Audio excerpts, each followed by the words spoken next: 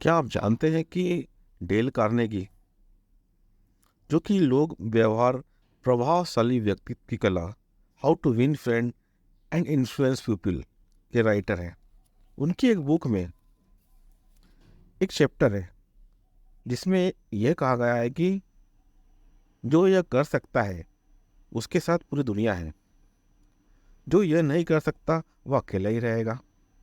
उसमें एक कहानी है, एक कहानी है, वाक्य समझ लीजिए, वो मैं आपको बताता हूँ।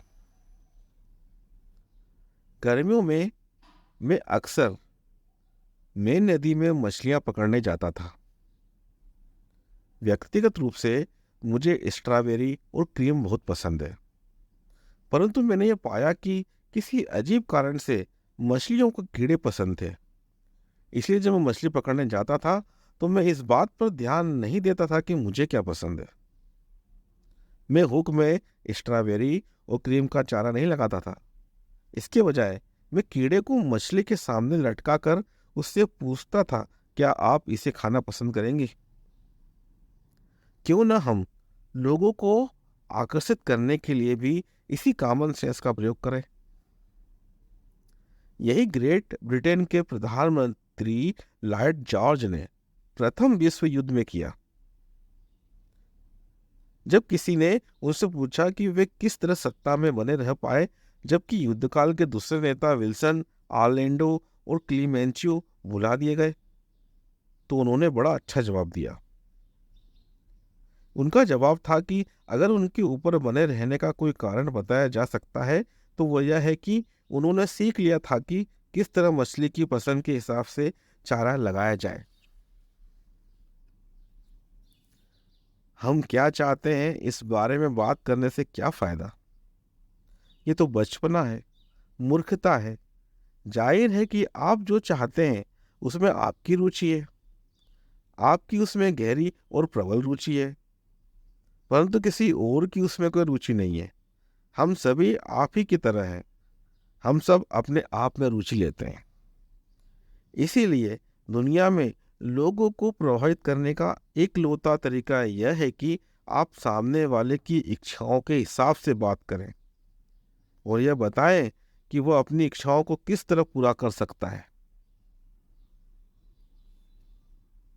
जब आप कल किसी से कोई काम करवाना चाहें तो इस बात को याद रखें। उदाहरण के तौर पर, अगर आप चाहते हैं कि आपके बच्चे सिगरेट पीना छोड़ दें तो आप उन्हें डांटिए मत, उन्हें भाषण मत दीजिए। यह मत बताइए कि आप क्या चाहते हैं।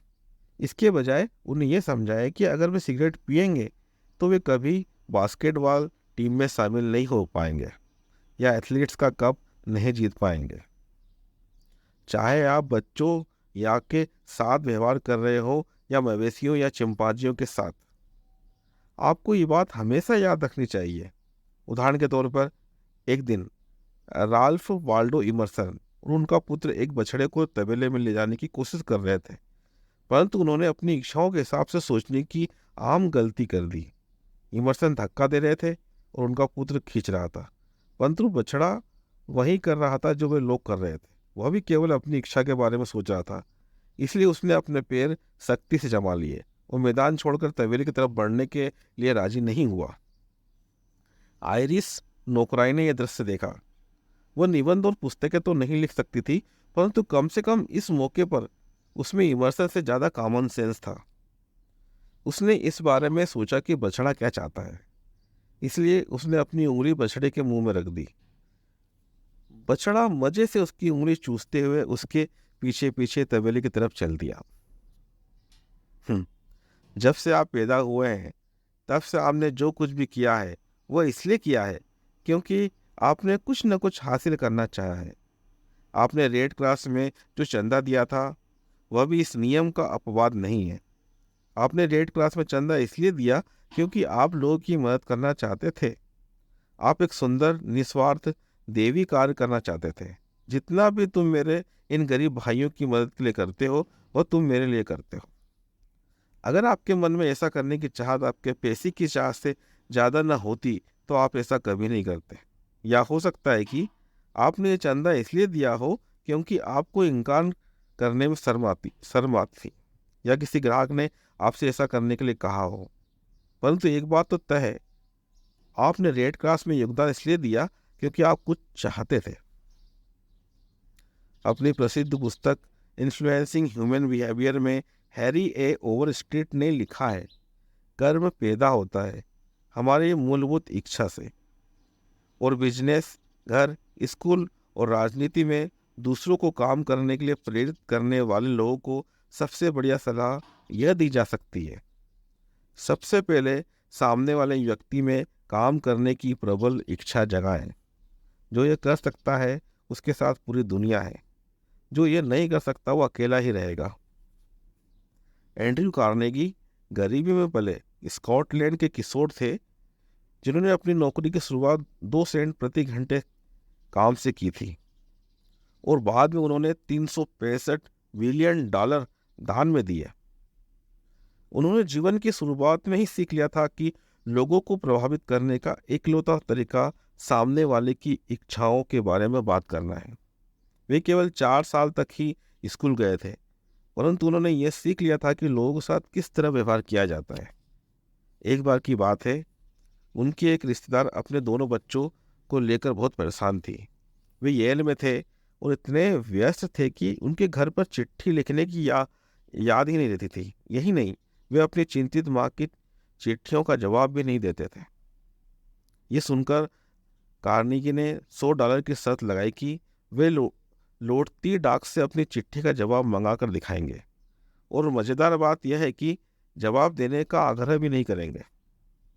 जब शर्त लगी तो कार्नेगी ने अपने भतीजी को एक बातूनी चिट्ठी लिखी और बाद में लिख दिया कि वह हर एक को $5 का नोट चिट्ठी के साथ भेज रहे हैं। परंतु कार्नेगी ने साथ में नोट भेजने का कष्ट नहीं किया। लौटती डाक से उसकी चिट्ठियां का सचमुच जवाब आया, जिसमें प्यारे अंकल एंड्रयू को धन्यवाद दिया गया, और आप खुद समझ सकते होंगे कि इसके बाद क्या लिखा होगा। अपनी बात मनवाने का एक और उदाहरण क्लीवलैंड ओहियो के स्टैन नोवाक का है, जिन्होंने हमारे कोर्स में भाग लिया। स्टैन जब एक दिन शाम को घर लौटे तो उन्होंने देखा कि उनका सबसे छोटा पुत्र टिम ड्राइंग रूम के फर्श पर बैठा बैठा पैर चला रहा है और चीख रहा है। उसे अगले दिन किंडरगार्टन स्कूल जाना शुरू करना था और वह स्कूल जाने के लिए तैयार नहीं था। स्टैन की सामान्य प्रतिक्रिया यह होती है कि वो बच्चे को उसके कमरे में भेज दे और उसे सख्ती से कहे कि उसे स्कूल जाना ही है और उसे स्कूल जाने की तैयारी कर लेनी चाहिए। उसके पास कोई विकल्प नहीं था। परंतु उस शाम उसे एहसास हुआ कि अगर ऐसा किया गया तो टीम सही मानसिकता से स्कूल नहीं जाएगा। इसलिए स्टैन बैठ गया और सोचने लगा, अगर मेरी टीम होता तो मैं स्कूल जाने के लिए क्यों उत्साहित होता। उसने और उसकी पत्नी ने कुछ ऐसी मज़ेदार चीज़ों की सूची बनाई जिनमें टीम की रुचि थी, जैसे फिंगर पेंटिंग, गाना गाना, नए दोस्त बनाना। फिर वे लोग काम में जुड़ गए। हम सब ने किचन के टेबल पर फिंगर पेंटिंग शुरू कर दी। मेरी पत्नी लील, मेरे बड़े पुत्र बाब और मुझे इसमें मज़ा आ रहा था। जल्दी ही टीम ने दरवाजे के बाहर से झाँका। कुछ समय बाद उसने हमसे आग्रह किया कि हम इस खेल में उसे भी शामिल कर लें। अरे नहीं, तुम्हें फिंगर पेंट करना सीखने के लिए पहले किंडरगार्टन जाना पड़ेगा। अपनी आवाज़ में पूरा उत्साह भरकर मैं उसके पहलू से उसे समझ में आने वाली भाषा में उससे बता रहा था कि किंडरगार्टन में जाने से उसे कितनी मज़ेदार बातें सीखने को मिलेगी। अगली सुबह मुझे लग रहा था कि मैं सबसे जल्दी उठ गया था, परंतु जब मैं नीचे गया तो मैंने देखा कि टीम लिविंग रूम की कुर्सी पर बैठा बैठा सो रहा था।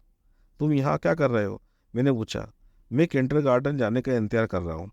मैं लेट नहीं होना चाहता। हमारे पूरे परिवार के उत्साह ने टीम में वो प्रबल आकांक्षा जगा दी जो किसी चर्चा या धमकी से बेहतर नहीं हो सकती थी। हो सकता है कि कल आप किसी बात के लिए राजी करना चाहते हो।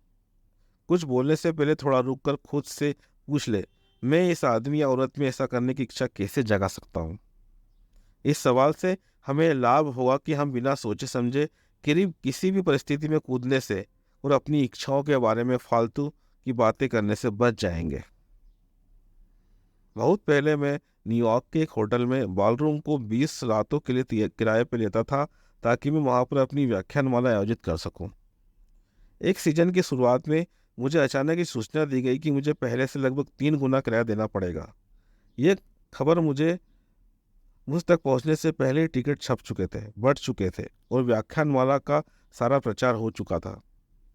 जाहिर था कि मैं बड़ा हुआ किराया नहीं देना चाहता था, परंतु होटल वालों ने इस बारे में बात करने से क्या फ़ायदा कि मैं क्या चाहता था। होटल का मैनेजर मेरी इच्छा के हिसाब से नहीं, अपनी इच्छा के हिसाब से काम करता था।